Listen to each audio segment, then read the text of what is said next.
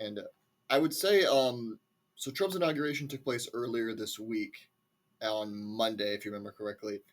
And yeah, so we're back. He is the president again.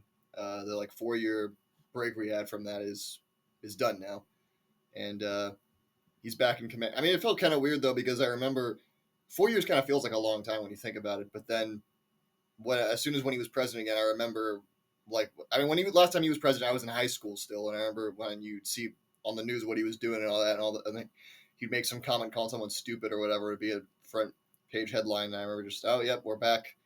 We're back. We've never been more back than we are right now. So yep, that's what's going on. I guess.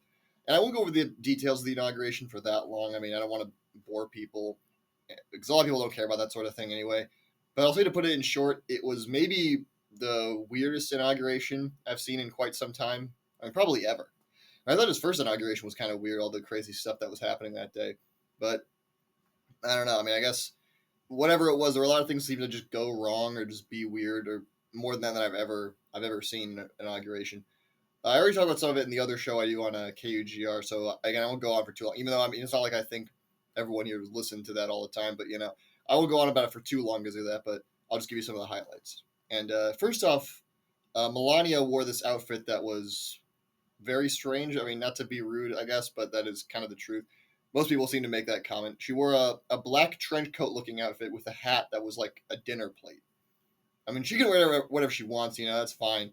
But I don't know, it stood out to me quite a bit. It didn't look very like first lady like, I guess, or at least what I'd consider first lady like. I don't even mean like that's necessarily a bad thing because who cares about like presidential traditions or anything like that? Who cares about what the first lady wears, what the president wears, even? So I don't care about that, but I just thought I would point it out. And yeah, I've just seen a lot of people make that comment. It was just a bit weird. The popular comparison has been to the Black Spy in Spy versus Spy.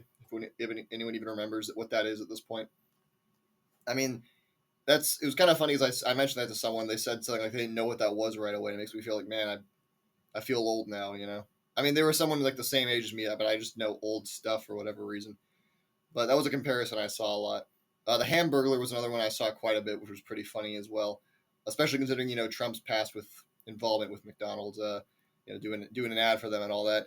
And it seemed to me the way she was wearing it's like she didn't want people to recognize, like she came incognito or something. Like it's almost like a cartoon disguise when you don't want someone to recognize you, like they're wearing a trench coat and a hat that has like a long brim so it can cover their eyes and all that. Which maybe that was the case. I don't know. But the other reason she might have wore it is when Trump went in to kiss her right before he was sworn in as president. It looks like they didn't even make contact. I mean, it's kind of hard to tell. Maybe they did, and just for a second, but to me, it looked like they didn't. And I mean, I'm gonna assume though that was probably the closest he's come to kissing her in the past 10 years or so.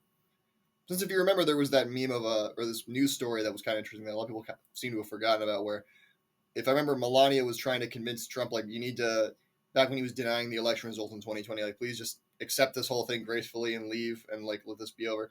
Because I don't really, when she got married to Trump, and I don't blame her for this, she wasn't really looking to be the first lady. She was just getting with a guy who had a lot of money and could take care of her and all that. So it's kind of like she didn't, I don't think she wanted all this, and I don't blame her, but this is her life now. So, but anyway, I've seen a lot of people also comment, oh, you shouldn't comment on what she's wearing. That's so mean. Don't comment on what she's wearing. People who are even like liberals and stuff too, not just conservatives. And look, I'm not commenting. I already point. I'm not commenting to say it's bad or it's stupid or that she's wrong or I don't get why she did it. We're allowed to comment on that she wore something, interesting. I think that's a fair comment to make. And also, shortly after Trump was sworn in fact, I think right after Trump was sworn in, another interesting thing happened. So, Carrie Underwood sang "America the Beautiful." But very shortly after starting, the background music gave out due to some sort of like technical error. Wow, I don't know how I messed things up like that up, but whatever. And then anyway, she sang the rest of it a cappella, which did good. I mean, it was pretty good, I thought. But I don't know, it's just kind of funny that when she starts saying there's some sort of technical glitch. It's kind of in like what's supposed to be the big moment, especially because there was a lot of hype around this appearance by her, or if you want to call it that. Because there were a lot of people, again, who were upset with her, saying, why would you sing at Trump's inauguration? And I kind of take a middle view of this whole thing, where there's people upset about that and people who are saying don't be like she shouldn't be getting attacked for that. I'm kind of like, look, all right, I don't think she should. On the one hand, I wouldn't. I mean, I'm not like the biggest fan of Trump or anything, but I wouldn't attack her for doing that. I wouldn't attack anyone for just taking their paycheck. I mean, I'm sure it was a good money and a lot of publicity. It's most I've heard people mention Carrie Underwood's name in like 10 years, so there are plenty of obvious advantages to doing it, so I don't blame her for that. But at the same time, you shouldn't be upset. You shouldn't act like you don't know why people are upset, okay? I mean, it's pretty obvious. And when I don't know if she's gonna get like I don't think it's gonna end her career or anything like that, because especially because I mean, not to be rude, but does she have much going on at this point anyway? So it's not like this is the end of her career or anything. But I just think it's weird when people act like I don't. She should be able to do that, and then I don't understand why people get mad about it. It's easy to understand why people get mad about it. That's how I feel. Not that I mean, I'm not personally mad about it, but there are people who are going to be, and it shouldn't be hard to understand why. But I don't know. The music going out during the song. I don't know if it's supposed to be some sort of sign or omen about something, but we'll see, I guess. And also, I noticed a lot of people making the joke of when Trump was giving his inaugural address. George W. Bush just looked like he was just kind of laughing and having a good time. He thought this was funny. A lot of people thought he looked stoned. I noticed, which, maybe. I mean, he's nearly 80 at this point. He can do what he wants. He's not. He's retired. I wouldn't blame him if that's what he's doing, really. But yeah, I guess I couldn't say what the full reason is, but why he was acting like that. But a lot of people pointed it out, and it was pretty funny. So yeah, good on you, George W. Bush, for not caring what people say and just do what you want. I do remember that after Trump's first inauguration, I'm going to keep it cleaner and not say what he said, but he referred to it as some weird word that starts with S. So yeah, I don't know. He's a big fan of these Trump inaugurations. He just uses them as an excuse to have a good time. You know what I'm saying? The partying in George W. Bush's hotel room must have been nuts that night. But probably the craziest thing that happened, the thing that kind of overshadowed everything else, and it's probably the hardest thing to defend, is after Elon Musk gave a speech to a crowd of like Trump supporters after the inauguration, he finished his speech and then he pounded his chest and shot his arm up in an angular motion towards the sky. And it ended up looking like a certain type of salute, I guess I'll say. I mean, I've never seen it somewhere before, but I don't know where. I mean, I don't know. I think it was some guy in history who did a lot of bad things, gave a very similar salute. Yeah, Elon basically gave what looks like a Nazi salute. So not exactly the best for a guy who's trying to beat like the unelected dictator accusations. Not Trump, Musk. And of course, I mean, the obvious response from people who are like Trump supporters, like, well, it wasn't a Nazi salute; it just looks like it. And yeah, okay. I mean, my response to that is, yeah, I know he was not in his mind when he did that. He was not thinking, I'm going to do a Nazi salute and Heil Hitler in front of all these people, and everyone's just going to be fine with it. He wasn't thinking that.